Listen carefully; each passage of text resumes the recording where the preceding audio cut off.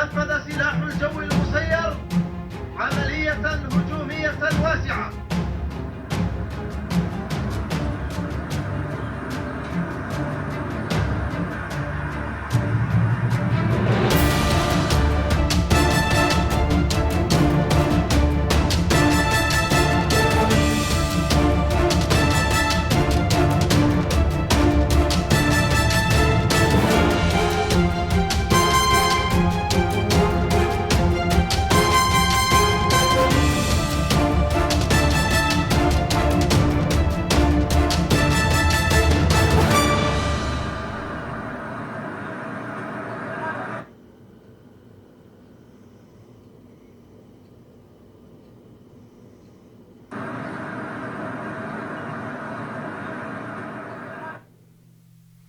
Hi, I am Peter Koretcher, and you're watching Preemptive Action Media, your new source of international news and world events.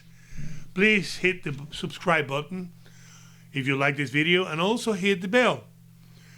Our producer requested that we explain a little bit more in deep what is happening in Saudi Arabia with the Saudi Arabia attack. So this is what we're going to be doing today. We're going to try to do an analysis, not an extended analysis, but some general overview of what exactly is behind the scene. Although the information pertaining to all of this is confusing and in some instances contradictory, this is what we know so far in this channel. On Saturday, September 14, 2019, 18 drones and approximately 6 missiles attacked Saudi Arabia oil complex facilities. Okay, I said again, 18 drones and approximately 6 missiles. And I have to make that remark because drones can be used for military and civilian. Missiles, the only purpose are for military objectives. So I just leave this to your thoughts.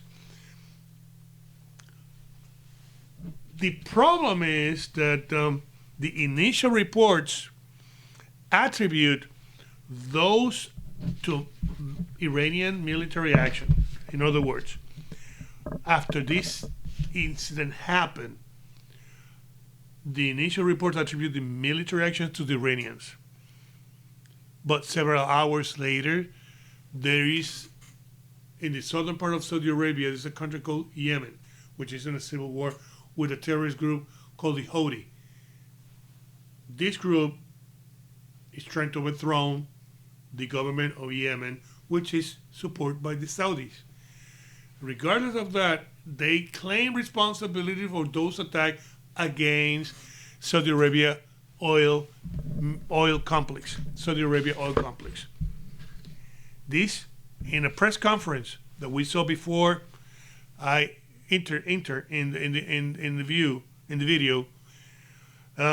One of the speakers of the Houthi terrorist group, which openly make a statement assuming responsibility for that, claimed not only that they were responsible for the action, but that further military attack will come in the near future. So there's no respect for there's no respect for humanity, for what is all the countries' interest. They said that they did the attack, which there's doubts about that now, but also that they're planning to do more in the near future. That puts Washington in a high alert in terms of trying to find out if this is true or false, or what exactly is all of this and what is behind all the things behind this. Because there's always someone bigger, a brain, behind all these actions. The Houthi is a group affiliated with Iran.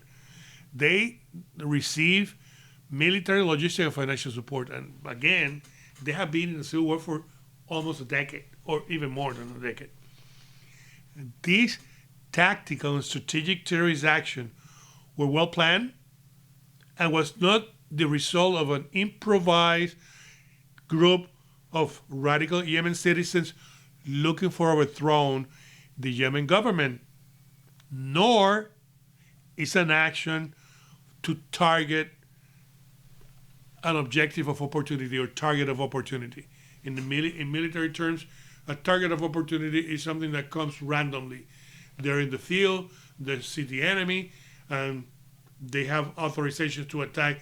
That's a target of opportunity. Or you're in the field, in the combat zone, and you see whatever resources, whether it's oil refinery, weapons depot, and your commander decided that we're going to attack, and it was not in the original plan or mission. Those are targets of opportunity. This, in particular, was planned ahead with specific military, political, and financial objectives. In order to understand all this confusion between Iran, Saudi Arabia, the possible attribution to Iran of these actions, we need to understand something that I have not seen explanations all around here. In order to understand these, we need to clear something pertaining to the Muslim community. There are two major Muslim groups, and they're in conflict with each other. One is the Shiite, and the other is the Sunni. They are in conflict with each other for decades. Iran is predominantly Shia, and the Saudis are predominantly Sunni. Also, that Yemen is located in the southeast of the Saudi Arabia Peninsula. The Saudis, which are Sunni, support the government of Yemen, which is Sunni. The rebels are Shiite. Intriguing enough is that both countries, Saudis and Iran, are oil producers. So who benefit with all these kind of destruction of military oil producer? Saudi Arabia doesn't get any benefit of this. Actually, they are losing a lot of money. They have to rebuild all these complex and tanks and refineries and oil wells. Is very costly. But the question is whether this attack is a result of Iran intervention using the Houthis as a proxy organization. The problem came when the investigation found the Houthi controls are located in the south of Yemen, southeast to be more exactly. And according to satellite pictures and military intelligence records, the attack came from the west, northwest, and of this military intelligence complex. And this terrorist group had no control of those launching locations. In other words, the big planners in Washington, D.C. and in Europe, don't forget that Washington and the United States have an agreement of defense, mutual defense with the Saudis, and they exchange intel. So, looking at satellite information and other kind of geo intelligence and satellite intelligence, they found that these missiles and rockets came from the opposite side where the Houthis are located. So why are they taking claim for something that probably they didn't even did it?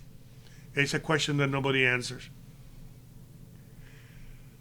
Experts suggest that these attacks came from Iran or Iraq or any other site in the Gulf. It could be even from a ship.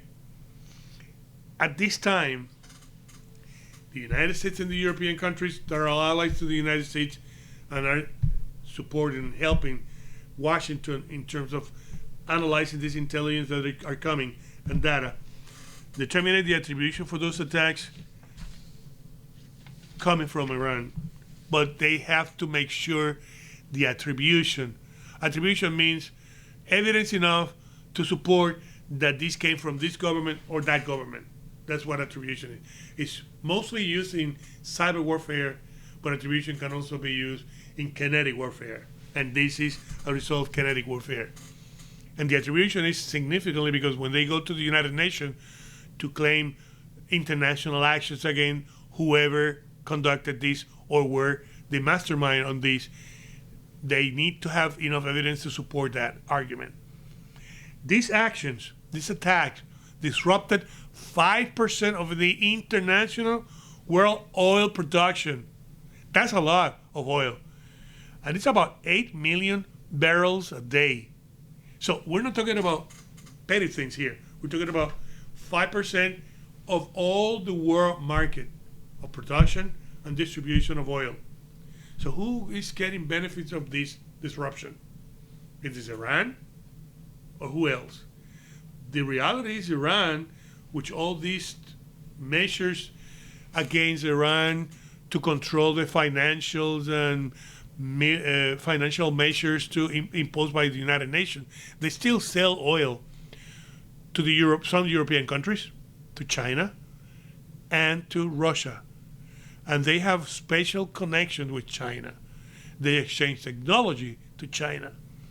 And the latest report that we have, just 13 hours ago, is that the Saudi found that analyzing all these missiles, that they are Iranian manufacturer. Now, they can be Iranian manufactured. That doesn't mean the Iranians launch it. That's the second part of the equation that we have to find out. But if the Iranians did it, it's possible that the United States is going to be taking military actions against the Iranians somehow, even though surgical attack or limited military surgical attack to some military objective. I'm sure that Washington is not going to pretend to attack civilians, but because they have an exchange agreement, treaty with the Saudis, the United States can also be taking this as a personal attack to the United States. This is unfolding right now. There's more information coming. This is all for now, but it's not all for now. There's more things, and we don't know what exactly is going to happen tomorrow. And we may be in the brink of another international war, because the Iranians have also a pact agreement with other countries that if they are attacked, the other countries will come, and this may be the prelude of the Third World War. Hopefully no. Hopefully the Lord will protect us for us to avoid that.